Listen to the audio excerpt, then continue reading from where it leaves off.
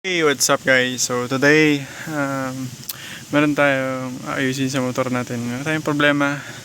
Nung nagpapalit ako ng brake hose ko. Kaya nung nagpalit ako ng brake master, so nagpalit din ako ng brake hose ko. Yung problema ito. Ayan, nakikita niyo yan, yung hose na yan. Hindi ko rin siya mausog doon kasi bumabalik yan. So kapag gagalaw yung manubela, ayan, itong hose na to tumatama rito and sa front fender ko at nagkakaroon ng gas-gas. Ayan o. Pero hindi pa naman malala yung gas-gas kasi 1 week pa lang tong pinalitan yung brake hose ko, at tuwing gagalaw siya, ayan, dumidikit siya, tapos nagkakaroon ng gas-gas. So pangit yan, diba? Kaya today bumili ako ng ito, alam niyo yung tawag dito, bracket. Ayan guys, para umusog yung yung hose. Ayan. Actually nabibili ito sa TikTok at sa Shopee na din. CNC click hose bracket. Ayan, ang ganda, diba? Ayan dagdag pogi. Kaya para sa mga nagpapalit ng brake hose, kahit na wala na din, kahit hindi na din kayo magpalit, okay naman kahit wala naman problema. Pero kapag naglagay kayo nito, ang ganda.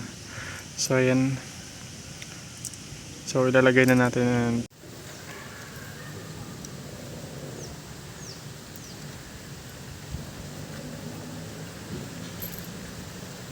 Ayan, so naitanggal na natin yung niya kasi dito papasok yung hose niya mismo.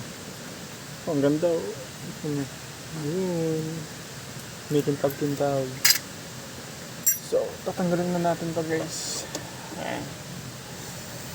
Kasi ang pangit ng bracket na nilagay nila, hindi man nila tinignan kung pwede ba talaga tong bracket na to o hindi. Ayan di ba napaka-cheap niya. So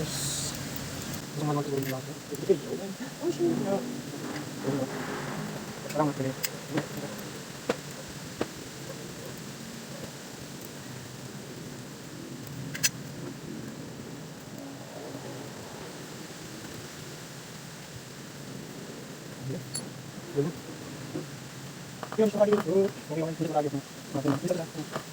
ko pa natutornilyuhan, hinahawakan ko na lang. Tapos pag gagalaw yung motor, ang bigat.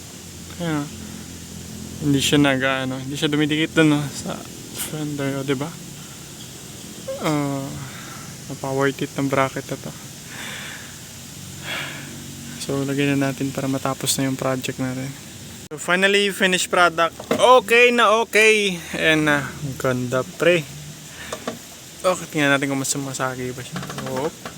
Diba wala na. Meron siyang distance. Okay. Sulit, parang ganda. Bagay na bagay siya sa silver na cutter tube natin. Diba? At sa hose, syempre.